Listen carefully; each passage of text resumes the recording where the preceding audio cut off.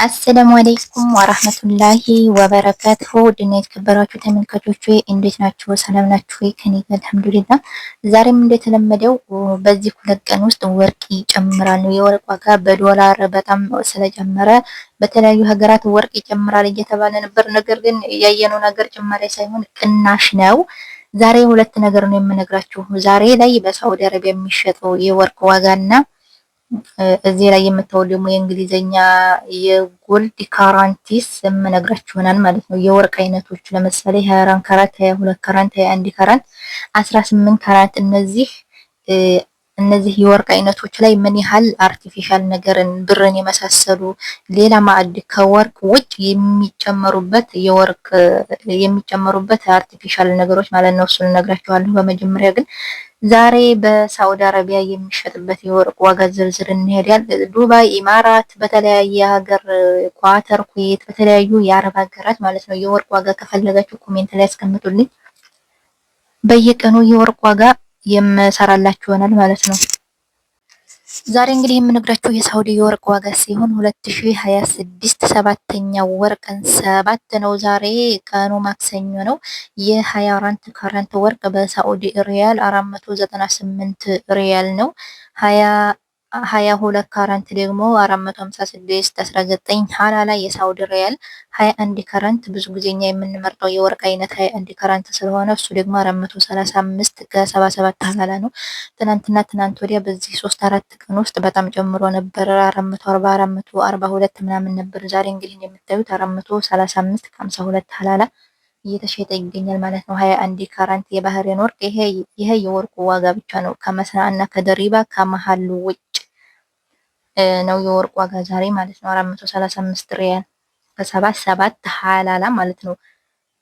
18 ካራንት ደግሞ 373 ሪያል ከ52 ሀላላ እየተሸጠ ይገኛል። 14 ካራንት 290 ከ35 ሀላላ 12 ካራንት ደግሞ 249 ሀላላ 10 ካራንት 207 ከ53 ሀላላ 9 ካራንት ደግሞ 186 ከ76 ሀላላ። እነዚህ ናቸው የሳኡዲ የዕለቱ ዋጋው ማለት ነው። እና አሁን የምንሄደው እነዚህ ወርቆች ከ1 እስከ 4 ደረጃ የተቀመጡ የወርቅ አይነቶች ምን ያህል ማዕድ ነገር እንደሚጨምርባቸው አብረን የምናይ ይሆናል ማለት ነው። ከወርቅ ምን ያህል ከነዚህ ወርቆች ምን ያህል ማዕድ ነገር እንደሚጨመር ግን ታውቃላችሁ? እስከዛሬ ንጹህ ወርቅ ነበር እኔ ራሱ የሚመስለኝ ማለት ነው። እንግዲህ ይሄ የእንግሊዘኛ ጽሁፍ የምታዩት ታዋቂ ከሆነ ወርቅ ቤት ታዋቂ ከሆነ ጎልድ ሃውስ የተፖሰተ ነው። እሱን ነው የምነግራችሁ ማለት ነው። እሱም ምንድነው እንግዲህ በአንደኛ ደረጃ የሚቀመጥ የወርቅ አይነት አንደኛ ደረጃ የወርቅ አይነት እሱ ማን ነው? 24 ካራንት ነው። 24 ካራንት 99.9 ንጹህ ወርቅ ነው። 21 ካራንት በጣም ቆንጆ ወርቅ የተባለው አንደኛ ወርቅ ይሄንን ይመስላል። ንጹህ ወርቁ 99.9 አንድ ነጥብ አንዱ የሆነ ባዕድ ነገር ነው የሚጨመርበት። ይሄ እንግዲህ አንደኛ የወርቅ ካራንቲ ነው። በሁለተኛ ደረጃ 22 ካራንት ነው። 22 ካራንት ንጹህ ወርቁ 91.6 ንጹህ የወርቁ እንትን ሲሆን የሚጨመርበት የማዕድ ብርን የመሳሰለ የብር የመዲያብ ምናምን ሌላ ነገር የሚጨመርበት ደግሞ 8.4 የሚሆነው ሌላ ባዕድ ነገር ነው። ከወርቁ ውጭ ያሉ ነገሮች ብር፣ ሌላ ነገሮች ማለት ነው ይጨመርበታል። 8.4 የሚሆነው ማለት ነው። 21 ካራንት እንግዲህ ሶስተኛው ወርቅ ሲሆን 21 ካራንት አብዛኛው ሰው ለማጌጥም፣ ለመሸጥ፣ ለመለወጥ፣ ለብር መያዣ የሚገዛው በተለይ ሀበሻ ጋር በጣም ተፈላጊ የሆነ ወርቅ 21 ካራንት ነው።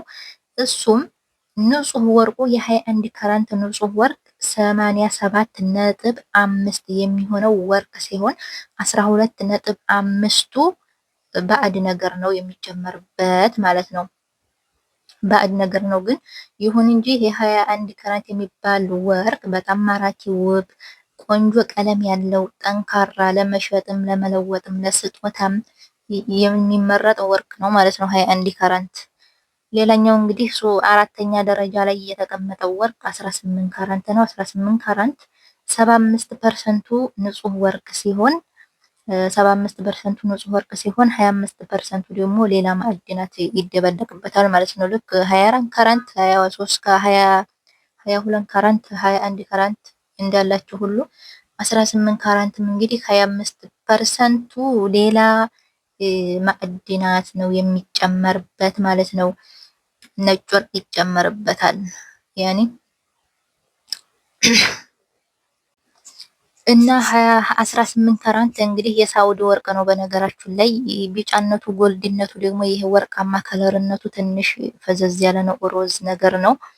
ስለዚህ ቢሆንም ግን ጠንካራ ነው። ግን የሚጨመርበት የማዕድናት 25% ነው። ወርቁም ዝቅተኛ ነው። የሚጨመርበት ማዕድን ነገርም እንዳያችሁት 25 ካራንት ነው። ከሌሎቹ ወርቆች በዛ ያለ ማዕድን ነው የሚጨመርበት ማለት ነው ቤተሰብ። እና እንዳያችሁት ነው እንግዲህ የወርቅ አይነት የካራንቲ የተለያዩ የወርቅ ካራንቲዎች የሚጨመርባቸው ባዕድ ነገሮች እንዳያችሁት ነው። ለምሳሌ 24 ካራንት 99.9 ወርቅ ነው። ሌላው ማዕድን ነው። 22 ካራንት 91.6 ወርቅ ነው። ሌላው ማዕድን ነው ማለት ነው። 21 ካራንት 87.5 ይሄ ንጹህ ወርቅ ነው። 18 ካራንት 75% ወርቅ ነው። ሌላው ደግሞ 25%ቱ ሌላ ማዕድን ነገር ነው ማለት ነው ቤተሰብ እንዳያችሁት ነው። ለቻናሌ ደግሞ አዲስ ከሆናችሁ ሰብስክራይብ እና ላይክ ማድረጋችሁን አትርሱ። በባለፈው ወርቅ ተወደደ ሊወደድ ነው ስላችሁ ነበረ። ያው መግዛት የምትፈልጉ እየቀነሰ ነው ማለት ነው፣ ግን መግዛት ትችላላችሁ። አላኩልሃል ይሄንን ይመስላል የዛሬው ቪዲዮ። ከተመቻችሁ ላይክ ሰብስክራይብ ማድረጋችሁን አትርሱ። ስለምትከታተሉ ደግሞ አመሰግናለሁኝ። ሰላም አለይኩም ወራህመቱላሂ ወበረካቱ።